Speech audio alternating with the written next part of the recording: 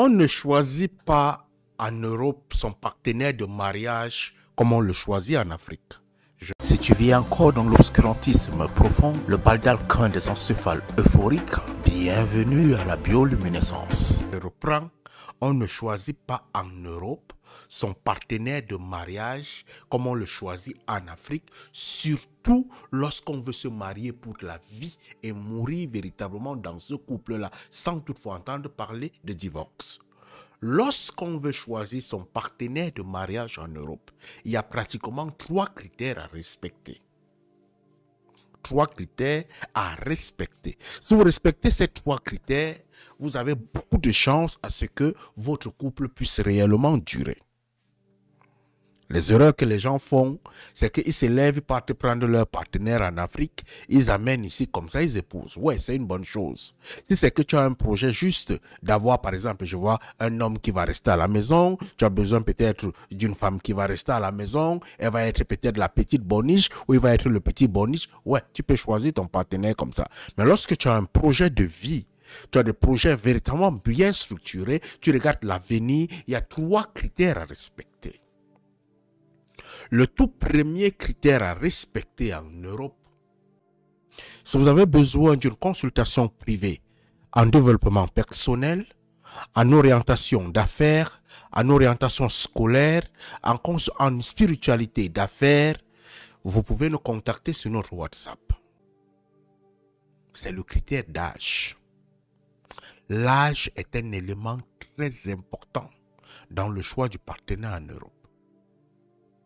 Il y a des gens qui ont déjà un certain âge et qui sont là dans quelques temps, ils veulent rentrer en Afrique.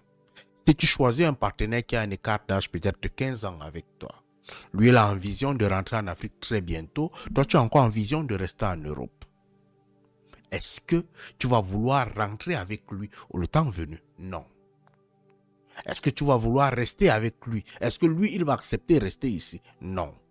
C'est une première cause de divorce. Parce que l'homme va vouloir rentrer en Afrique, toi tu vas vouloir rester en Europe. La femme va vouloir rentrer en Afrique, toi tu vas vouloir rester en Europe. Ce critère, il faut beaucoup le regarder. Le deuxième élément, avant de se mettre en couple et d'épouser son homme, il faudrait connaître ses objectifs. Il a quel projet en Afrique? Toi tu as quel projet? Est-ce que vos projets concordent ensemble? Si l'homme te dit que moi là où tu me vois bébé, je compte faire 5 ans, 10 ans en Europe. Après mes 10 ans, je rentre en Afrique, je vais m'installer en Afrique. Est-ce que toi, tu es prêt à accepter ça?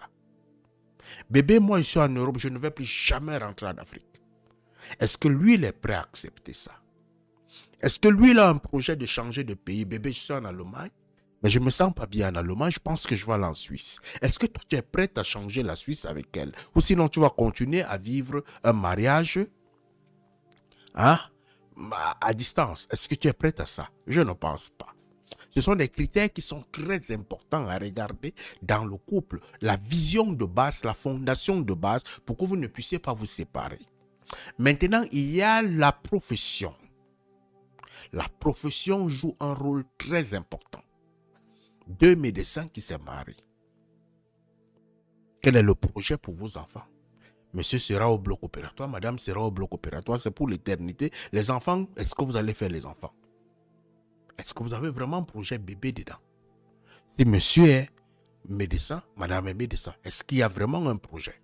Parce qu'il faudra asseoir l'éducation des enfants. Mais si vous êtes tous deux occupés pratiquement par la même fonction, l'éducation sera un peu biaisée. Madame est infirmière, monsieur est médecin. Lorsque l'organisation, vous travaillez peut-être, oui, dans un même hôpital, on peut vous organiser différemment. Mais si l'autre travaille dans un hôpital tel, l'autre tel, et que les plannings sont de telle sorte que l'autre à la garde, l'autre à la garde, est-ce que vous allez supporter ça? D'où à un certain niveau, il faudrait mettre des paramètres, de regarder que ma femme est peut-être infirmière, moi je suis entrepreneur. Lorsque tu es entrepreneur, tu sais que tu es libre. Tu sais que si tu fais un enfant, madame peut faire l'enfant. Toi, dans ton bureau d'entrepreneur, dans ce que tu fais, tu peux t'occuper de l'enfant et tout, et sans aucun problème. Madame va aller dans ses activités. C'est un truc très important à regarder, la profession de son épouse, son temps de liberté, le temps de liberté de ton homme. Est-ce que les deux là concordent dans ça? Ce n'est pas au niveau des diplômes. Il y a un autre élément qui est le quatrième, les finances.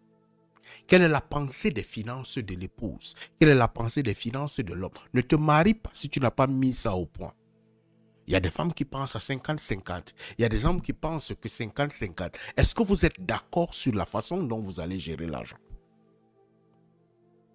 Si madame te dit que non, moi je ne veux pas que l'homme touche mon argent, tu comprends que ce n'est pas ton épouse.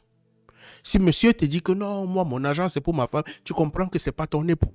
Vous devez mettre les fondations importantes de l'argent au sol avant de décider de vous marier. Est-ce que vous avez vraiment un projet de famille? Il faudrait voir comment est-ce que vous allez vous occuper de ces enfants. La nationalité même peut rentrer dedans. Parce que lorsqu'on rentre dans la nationalité, si monsieur prend une femme, je suis peut-être belge et que je suis en train de prendre une camerounaise, je vais poser la question, est-ce que madame, tu es prête à vieillir ici en Belgique? Un Ivoirien prend une camerounaise, est-ce que madame, tu es prête à aller rester avec moi en Côte d'Ivoire? Si le paramètre là n'est pas mis au sol, n'est véritablement pas fixé, il faut savoir que votre mariage, à un certain niveau, ça va se casser. Et l'éducation des enfants aura un problème. Donc les 4 critères véritablement à regarder ici avant de décider de se mettre en couple, de se marier, les projets de vie. Les projets, quels sont les projets de l'autre? Il a quel projet dans la tête? Est-ce que ces projets peuvent concorder? L'activité de l'autre, c'est très important. Est-ce que son activité peut nous permettre de pouvoir entretenir une bonne éducation pour nos enfants? Est-ce que ça peut nous permettre d'avoir un lit, de trouver un temps de liberté pour nous deux? Est-ce que ça peut nous permettre? Les finances. Voilà quelques éléments, je peux en citer plusieurs, mais pour l'instant, allume d'abord ton cerveau avec ça. Et abonne-toi.